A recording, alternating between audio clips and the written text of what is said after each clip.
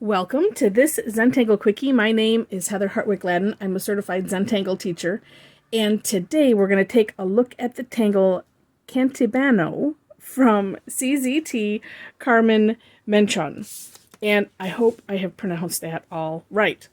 Okay, this is it's a neat tangle. It makes me think of whirling leaves. It's really neat. All right. First thing, we're going to start off with a curved line. Kind of just one of those, start off anywhere.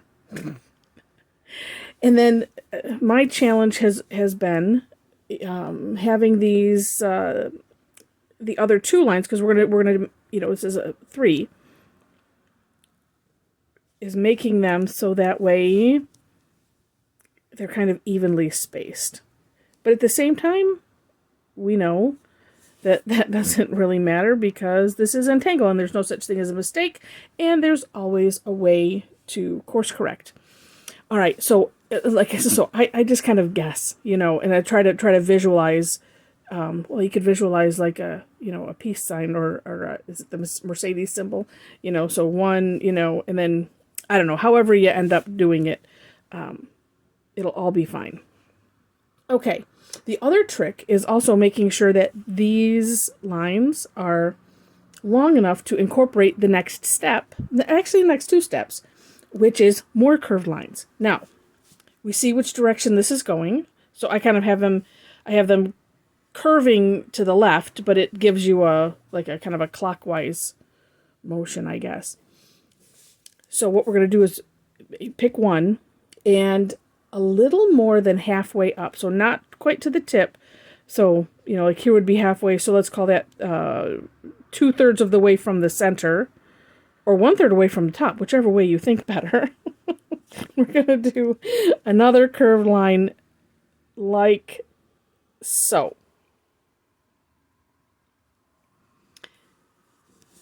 And too, if you find that, and we're going to do this for each curved line that's coming out of that center, and just making sure to go in that same direction. They kind of create a bit of a circle going this way. Okay, next step is we're going to do a curved line coming underneath this one. And this is also could be where, if you wanted to course correct, you could. Because you could, come out a little bit and then make your curved line. I think I'm just going to deal with what I have here. So coming from this last point, where we were, just a nice curved line underneath, and leaving, again, this is about 2/3 as well, okay? And I like to say that way, you don't feel like you have to, there's no measurements. It's, however long it is. And as long as, you leave a little space here, then you're good. Like I said, so here, yeah, so I've come out a little bit, made my point, and then come back. And that's basically it. except for decorating. Decorating and expanding. And so in the description section, make sure to take a look at the link. I'll have my step out there, and then underneath that, a link to Carmen's page on tangle patterns, because you'll want to, scroll down so you can see her step out, as well as her samples, and they're absolutely fantastic. So let me just, I'll throw in there some things on expanding this. She gives a number of options, so you can expand this however you would like to. One way that I decided to was to kind of, you could make this, well, let's see, which way did I like doing it best? I don't know, let me look at her thing again. Yeah. If you want to have them connected, so you could always connect to these points. And making maybe this, well, I don't know. I'm looking at what I have done on my step out, because it's one of those that it doesn't really matter. This doesn't have to be part of the new one. It could be, of course. So let's see, if we were to do that, we would, so if that's 1, then I would put maybe 2 here. Nope, I wouldn't, because it's going the wrong way. And right? Yeah, that is going the wrong way. That's okay. Well, we'll continue. So that's going this. We'll have this curve line coming this way. Again, it's a so what? And this curve line going this way. Let's try it again. So if we have, so I'm going to pretend that I drew my first curve line here. Is that what I did the last time? And it still was. See, then I have to go back and look. And, oh yeah, see, and then this, oh wait, you know what though? Let's just do this. Because we can, of course we can. We can have things go underneath, like so, using the hollow bow technique. And then one of those, not perfect, but you know what? It doesn't matter. Okay. Let's see. Let's try. Let's try this one more time. See if we can get it, and then if not, we'll just give up.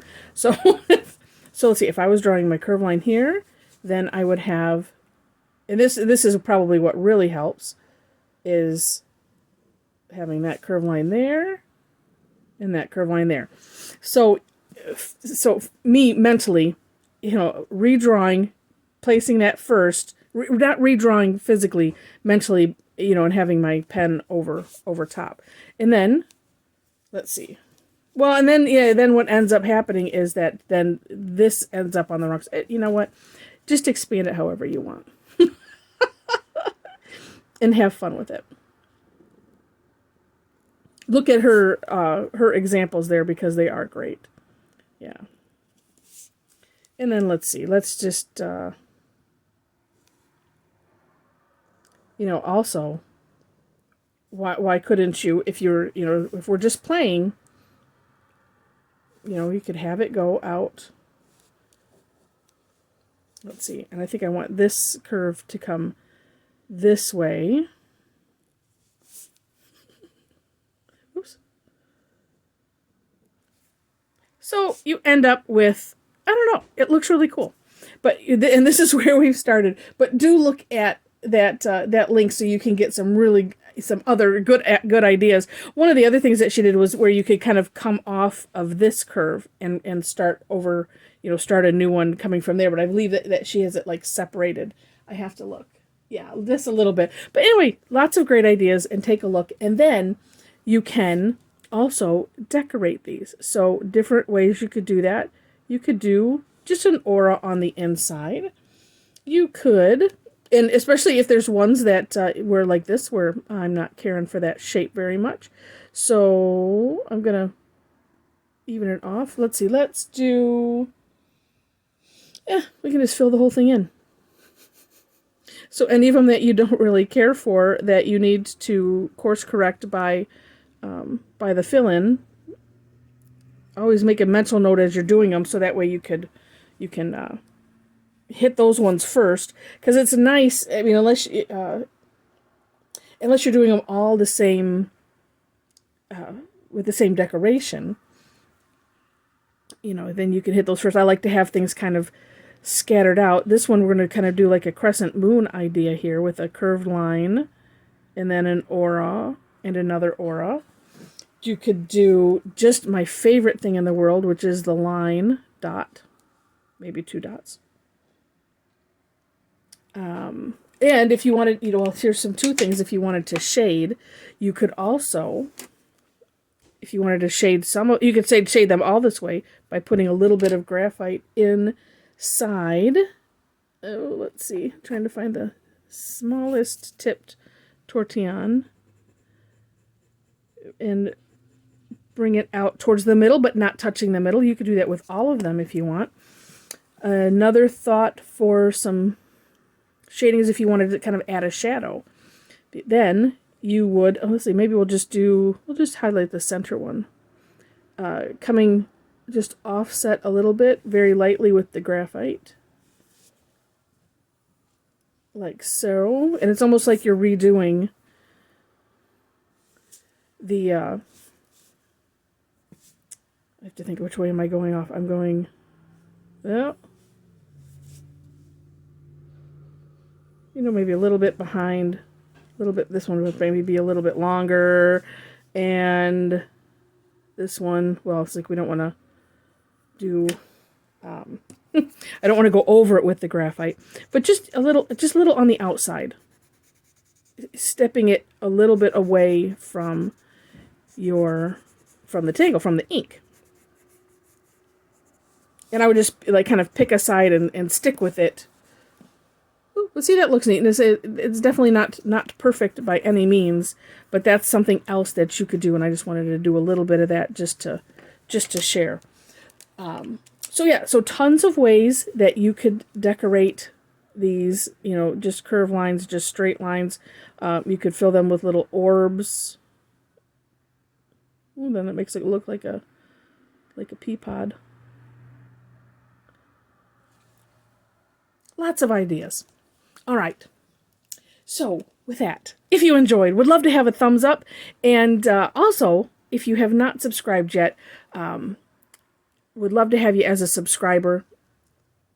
You click the subscribe button. Subscribing to the channel is free. And then also, if you do that, make sure to hit the notification bell so you decide how you want to be notified, if you want to be notified at all. So you can make that decision there.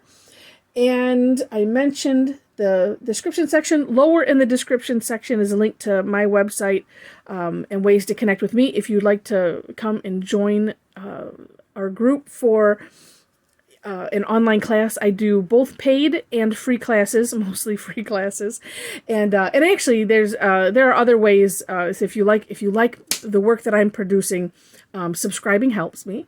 Also, there's some ways on if you click on classes, there's some ways if you want to become a Tangle Addicts Club member that you can do that and help support my work.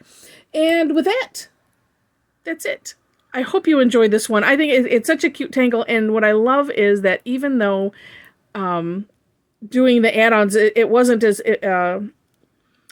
what I had in my mind necessarily, but it still works, and that's what's so cool about Zentangle. So with that, thanks again for watching, and I wish you happy tangling.